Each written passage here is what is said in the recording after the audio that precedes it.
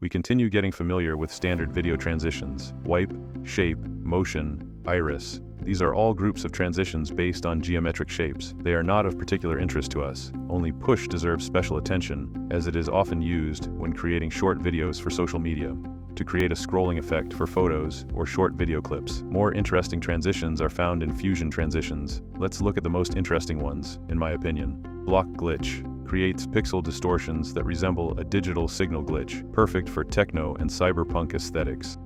Crash zoom, a dynamic and aggressive effect, creating an instant zoom in of the frame with slight blur, simulating fast camera movement.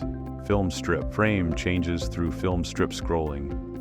This is a direct reference to the film era.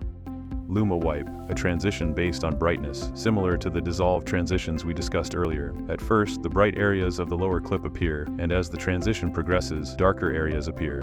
Zoom in and out simulates a sharp zoom in and out of a virtual camera, adding dynamism, depth, and directed focus to the frame. Burn away, a transition through the simulated burning of a sheet of paper or film, a very impressive transition.